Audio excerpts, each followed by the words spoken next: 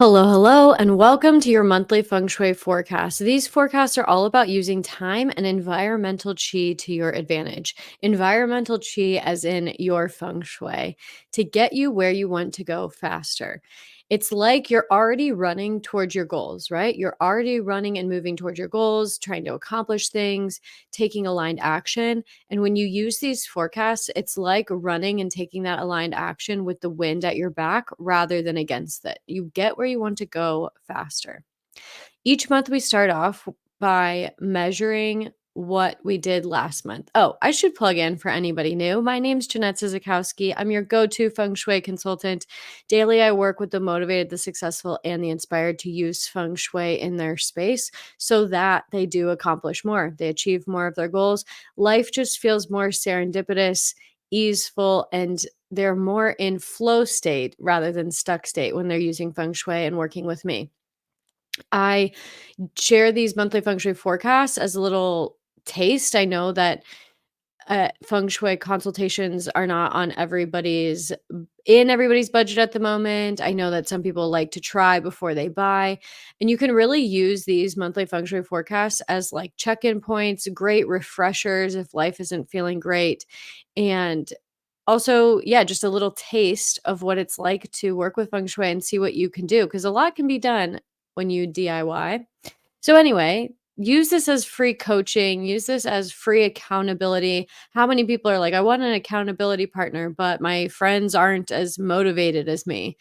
Well, welcome to a place where we are motivated and all high achievers. Each month, we start off these monthly feng shui forecasts by measuring what we did last month and celebrating our wins in the feng shui planner. So, in the link in the description of this video, if you're new to this channel and to this series, there's a link in the description of this video that has a free PDF to the feng shui planner. You can download it today. If you've been with us since February, and I know this says May, but it's just, I didn't want to copy paste the pictures. You guys know that we're recapping June and going into July. If you have been with us since February, then you know how this goes. Here is when we're going to work through and measure you can't manage what you don't measure.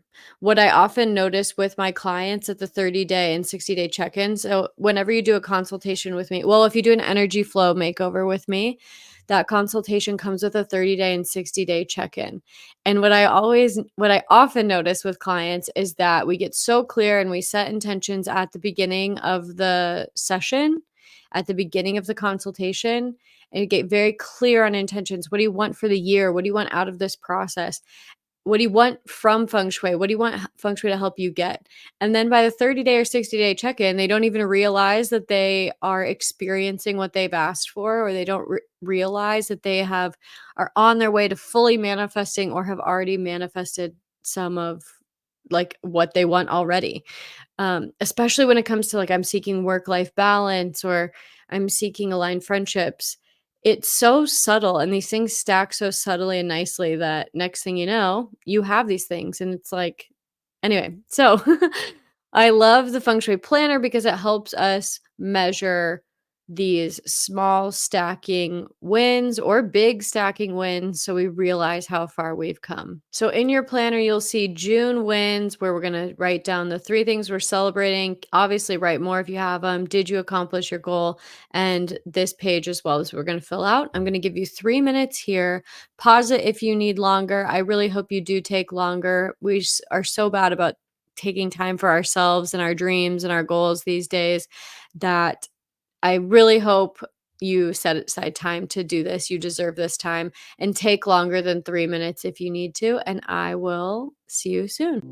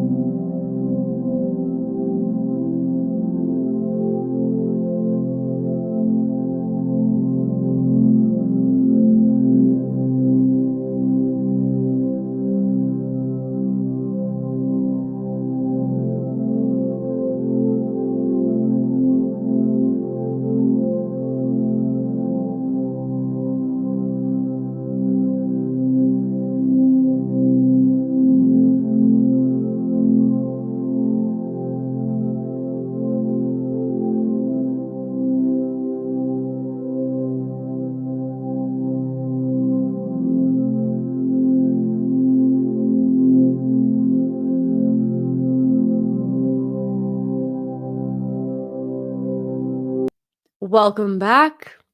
I would love, love, love to hear in the captions, what was one of your big wins? Or what's something you accomplished, you got close to? What's one of your big wins? And please write them in the caption or in the comments below. I love to hear it. This is so much more fun when it's interactive. I will be totally honest and call out myself.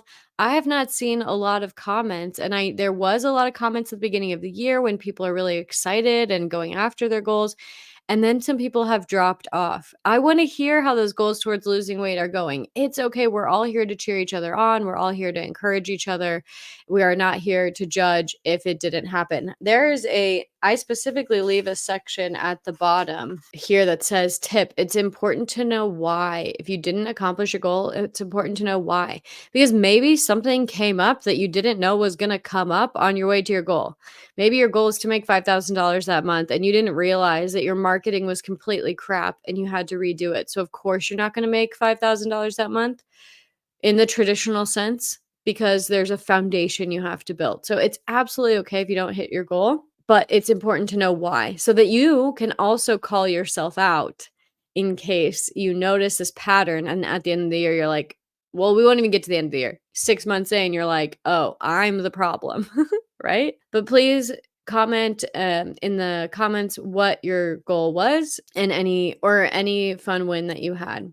Now on the next page is, what is your July goal to accomplish this year?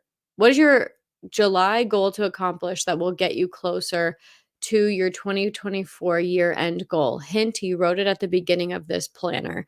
And again, if you're just now joining us, then maybe fill out the first part of the planner so that you can see what is my big goal for the end of 2024.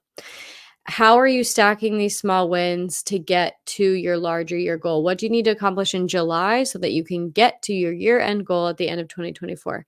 And after you write your goal, we will go into after you write your goal, we're going to spend another 3 minutes here, and then we'll go into some of the astrological energy happening in July. Definitely the Feng Shui energy is moving around in July. How can we then use the astrological and environmental chi to help us get to that July goal faster? I will see you in 3 minutes.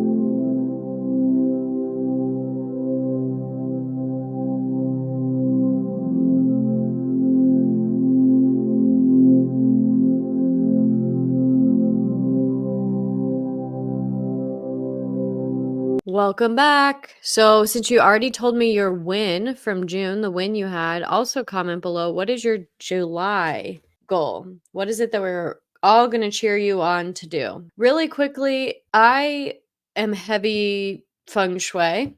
Typically, I don't do Western astrology. I do practice Eastern astrology and study Bazi and can do Bazi readings if anyone's interested. But for the most part, I do not like to use astrology as a predictor. I use it as a tool. How can we use feng shui? How can we use astrology to support us in accomplishing something? Not how do we predict the future? That's not helpful. What's helpful is being in the present. That said, sometimes I fill in here like this will be the vibe, this will be the energy of July, and it may hinder you or help you in such a way. This month, there wasn't really anything to note on my front. I followed two very trusted astrologers who practice Western astrology, and they're all talking about Saturn retrograde. Many people are in Saturn retrograde or going to have it. So I would recommend looking into that because basically it's going back and like Saturn teaches us lessons. What is the lesson you are needing to relearn and really let go? Saturn wants to like bless us with all kinds of prosperity and uh mm, evolution. It wants us to get ahead. It wants us to accomplish things, but also wants us to leave what's not serving us in the past. So if you feel like there's some kind of energy of why is this happening to me again?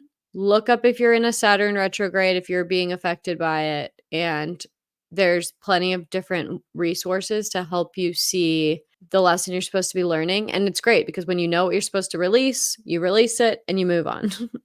Dragon and goats, we're in a metal goat month, dragon year. Metal and wood, we're in a wood dragon year. Metal and wood clash, they don't get along. So there's a little bit of headbutting there. But dragon and goat, for the most part, are friendly. They get along. Goat is very chill, creative. What else did I write down? Creative, steady. They don't really want to get into the fuss of things. They're more into being perfectionists and goal oriented and getting their own thing done. And that in my quick explanation, I think is why they get along because dragon wants to be big and loud and do things and goat doesn't really get in the way. So there will be these bigger themes, there will be some larger worldly things going on, but we don't talk about that here. We talk about and focus on what we can control. And so I think lean into the energy of the goat, lean into creativity, lean into what you can control, lean into being steady and staying out of the fuss. I mentioned last month about self penalty, and it's a good time to, there's no self penalties this month. Goat and goat is not a self penalty. Dragon and dragon is. And if you had a horse last month, horse and horse are. I've mentioned I have two horses in my chart, and so I anticipated self penalty. I don't think I've ever had one, or nothing's ever been too obvious or too disruptive that has ever stood out. But man, I got hit this month. It's kind of embarrassing to admit on the internet, but I got a sty that is now here. It's been for like 20 days. And the way self-penalty showed up. So I'm only sharing this. I'm only making fun of myself and embarrassing myself to educate you guys. If you have double dragon or double horse, you have self-penalty coming this year and at some point. And this is how it shows up because it sounds really scary. But the way it showed up for me is that I avoided getting a professional's opinion sooner than later. So I wasted about 7 days of just not wanting to go out in public because you can't wear makeup or contacts when you have one of these things. So self penalty was, it kind of hit me. I had definitely a lack mindset, not an abundance mindset. I was hit with a lack mindset because insurance, this whole out of pocket thing and your doctor not being available. So there was that, myself getting in the way when really I should have just focused on my health and like gotten it seen sooner than later by a professional. So I wasted quite a bit of time in the wanting to do it my way and kind of a lack mindset. So that's how some self penalties show up. It's not always like this life or death. Well, it's rarely life or death, right? But it's us getting in our own way. And then I've also just with it really struggled being present because I'm kind of just keep thinking about like, oh, are people looking at my eye? Or like, so all this stuff, it kind of just gets in your own way. So that is a embarrassing but honest example of self penalty. So hope that entertained you. Let's get into the feng shui for the month. You can see in the feng shui journal as well in July, there is a blank square where you can draw your floor plan and note now, you know, the goal that you want to have in July could be money related, relationship related. Here, we really talk about like financial things, work things, personal development things. Sometimes the relationship stuff is so obvious, but really, I think when you become your best self is when you manifest that kind of stuff. Let me switch up the screen here. And so now that you know your goal, let's look at the energies of going on in your space. Where can we work? Where can we take action for the energy to support us and get us where we want to go faster? Starting off with the least ideal direction. The least ideal direction is in the west. There we have just two things combining that result in like endings and drama and conflict. So it doesn't mean that that has to happen. It means do not have your deep conversations here. Do not sleep here if you can avoid it. If you can't avoid it, just be very aware of the energy. And you should already have 6 metal coins here based on the energy, the yearly energy anyway, but definitely refresh those coins, refresh whatever metal cure you have placed here. And like I said, avoid any big contract signing here, avoid any as little time as you can. If this is your office, it's a great month to try out a different location, work from the kitchen. Or if this is where you're sleeping, just be very aware and put some metal cure there. Don't have any deep conversations here that you're trying to have positive outcomes with, or trying, maybe it's somebody that you don't normally communicate with. Well, just it's two energies that combine together make life a little bit more difficult. So we're not going to give it too much time. And if you're like, I absolutely can't avoid it. For me, my kitchen's in the West. I absolutely can't avoid it unless I eat out all month. It's just a knowing. I have a set of wind chimes in there. And occasionally, if things are feeling weird, I'll just tap the wind chimes. I'll let the sound cleanse the space. Okay. Next is the Northwest. Let's look at my notes. Northwest. Yes, here is a beautiful, if your goal needs creativity, online courses, wisdom, this is really a creative combination. So if you need creativity for a new project, if you need creativity to be motivated for a new project, whether you want to take action on something that's already an idea, or you're like, I really want to start a side hustle. I really want to have like an aha moment, creative idea. This is the Northwest is the direction to use. This is also creativity is also great for relationships. So if you do have goals that are around relationships and wanting to cultivate relationships, spark relationships, be creative in your relationships, which attracting a relationship requires creativity, requires that peach blossom energy. This is also the Northwest. And this is where you will swipe on those dating apps and use. And if you're new here, when I say use and or activate, it literally means use. But you can simply open a window. You can simply have your coffee there for a minute. You don't have to stay put in the Northwest for 30 days. It's just activating it, maybe rearranging some things. It's just showing the space. It's giving that space attention with your intention. And you know what your intention is. And if you've commented in the comments, I know what your intention is as well. And we can talk about which direction's best for you if there's any confusion. I had to quickly update my slide. So the East is not, that was left over from last month. So if you guys are actually staying tuned and watching closely, ignore the East. It's a moot point over there. The Southeast is a good direction this month if you're wanting to accumulate wealth. So the 9 energy that we really like for making money in 2024 is smack dab in the center. And if you have a center part of your home, great. That's where money energy is. Use it, clean the center of your home, really like liven up the center, light a candle. A candle in the center of your home is fantastic. Honestly, anybody, even if you don't have a defined, like this place doesn't have a defined center, but if you do, lighting a candle there. Otherwise, what we look at to make money this month is in the Southeast. This is the Southeast is a great for accumulating wealth. It's sort of it's not the instant gratification money. It's an accumulation of assets, it's steady income, regular paychecks. It's not the surprising money that comes out of nowhere. It's not it can be passive income from, again, assets, investments, but it's very steady. So if we're looking for some stability, looking for some help with savings, maybe you have known you need to open a 401k, an IRA, any kind of savings, or just like you have everything in a debit account and you're like, I know I need to get a target date index fund going, then this is the month to do that. And doing your research on where you want to open and how you want to organize your finances, that's in the Southeast. So if your goals have to do with creativity, creating money, meeting helpful people, just that creative flow, that's the Northwest. If it has to do with money and accumulation of wealth, that's in the Southeast. And then I lightly highlighted this one. So the Southwest is for disruptors. This one is like, are you starting a business? Are you disrupting an industry? This one is not for the faint of heart. This is for my go-getters, which many of you are.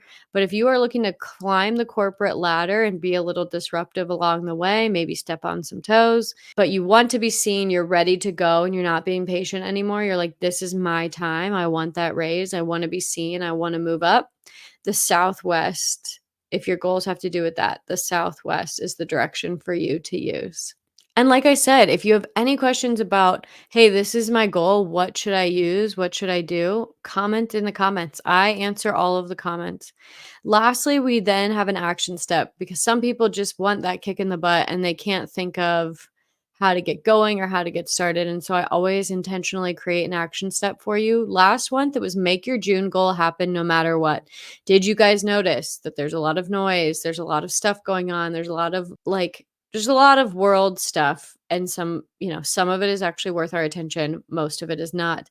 And I gave the analogy of the line of scrimmage. Is there's going to be this line of scrimmage. You're the quarterback, you have the football, and when you say play, when you say go, when you say go, everyone's going to start tackling each other. Everyone around you is fighting. Everyone around you is struggling, but there's this gap. There's a gap in the line of scrimmage. There's a gap down the field, and you take the ball and you run through because you're focusing on yourself. So no matter what, I really wanted you to make your June goal happen, or a small version of it. I wanted you to just really like, this is my time. I'm making progress.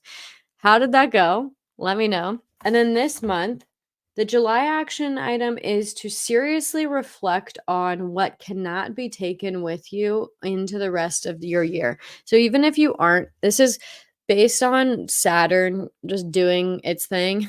And even if you don't have a Saturn retrograde, even if you don't have Saturn affecting you, I want you to look at, because we're coming up to the halfway point of the year. Here we look at the lunar calendar. So end of July is 6 months in. What absolutely cannot come with you anymore? Look, if you are lactose intolerant, cut it out, right? You don't feel good. Stop doing it. Same thing with cigarettes, same thing with alcohol, same thing with gluten, it doesn't all have to be like the stereotypically bad things. The person, a lot of the Western astrology is talking about people and really assessing, are these people meant to come with you? What cannot go with you anymore? Like this, cut it out. What are you frustrated with that just, it's got to go. This is the month to truly cut those ties and cut those cords. I'm so excited to hear from you. Like this video if you liked it just a little bit. Please, please, please. It helps me so much when you share these. Bring a friend along the way. Find your own accountability partner if you have some, or just use us here in the community. But share these with someone who's like really stuck and having a hard time getting momentum going in their life. That's how I started using Feng Shui, and it has done some fantastic things. Subscribe if you have not already, and I will see you in the next video.